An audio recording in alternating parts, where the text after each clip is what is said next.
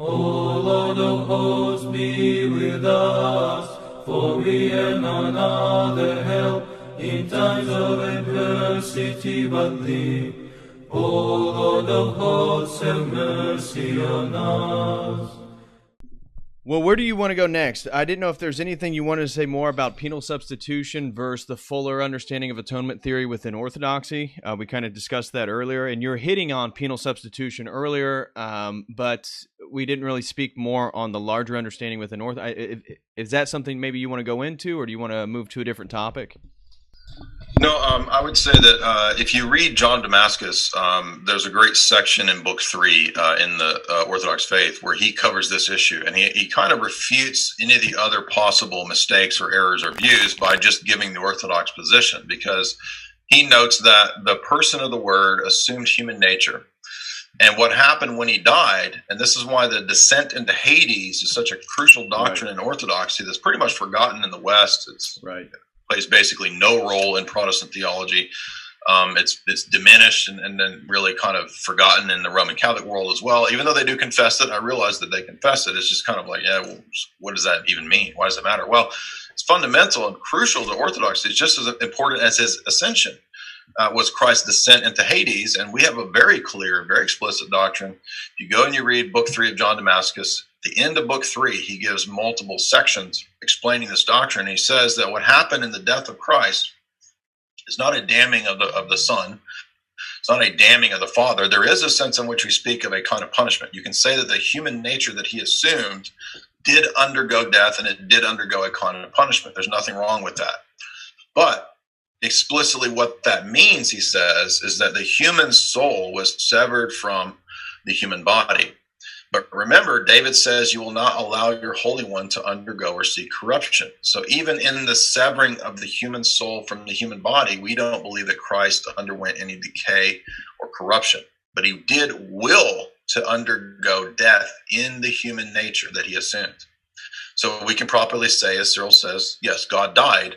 But he died, if you read the two letters to Sexensis, in the flesh that he assumed. This is another, by the way, interesting side note. This also refutes the Monophysites, because Cyril affirms in the two letters to Sexensis that even after the incarnation, the human nature retains its proper bounds and creaturely status. Right.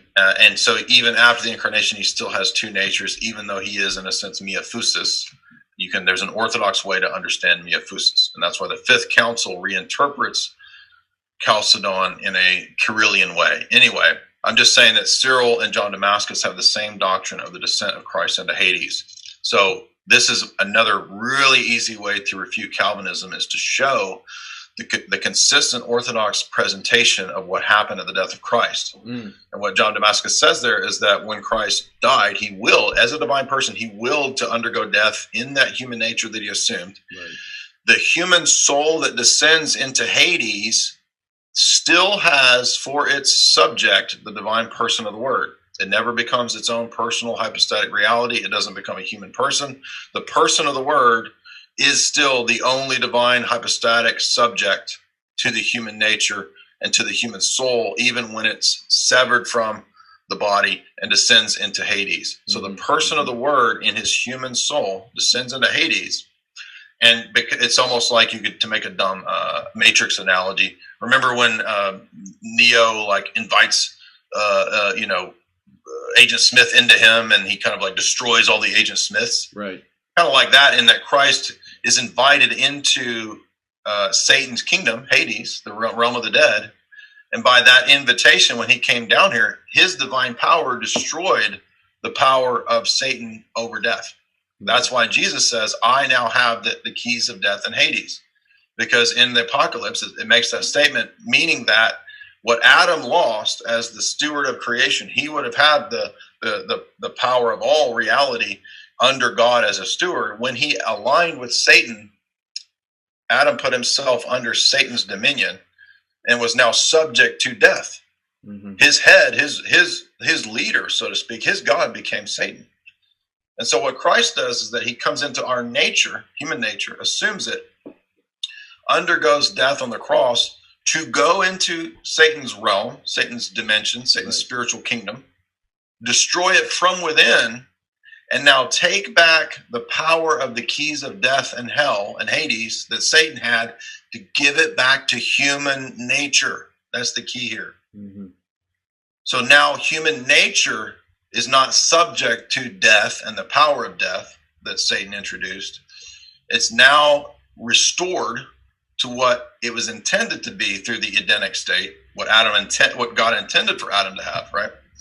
That he lost. It's now restored, and now Christ, forever united to human nature, has the power over death and Hades, and eventually will completely destroy it. Right? What does Paul say in 1 Corinthians 15? The last enemy to be destroyed is death. And when we are all resurrected, power of death will be completely gone. Hades won't even exist anymore. There will be no more Hades. Hades is done away with, Paul in the Apocalypse says. But this was all done so that Jesus could restore human nature, so that we could be freed from the power of death and Hades that Satan had over us. He lorded over us. We were his slaves. Right. So this is the whole gospel right here. That's not the Reformed gospel. It's totally different, right? They don't have that concept. They don't even know what you're talking about when you talk about the descent into Hades and preaching. Why do you think Peter says he went into Hades to preach the gospel? Now, when I was Reformed, I can never make sense of that verse. I have no idea what Peter's talking about. He descended into Hades and preached the gospel to the dead? What? Well, if you're Orthodox, it makes perfect sense. Yeah, that's the descent into Hades. That's him preaching to the Old Testament patriarchs who were stored there, or perhaps, as Cyril says, to all of the dead who had no opportunity to hear the gospel. So these are very kind of amazing, mind-blowing ideas that Orthodoxy teaches that have always been the case in the Church Fathers. They always exposit the descent into Hades in that way. And what does the Reformed tradition do? Reinterprets it all, makes it fit to their presuppositional scheme of soteriology, and says, the descent into Hades is Jesus being damned by the Father. It's ludicrous. Wow.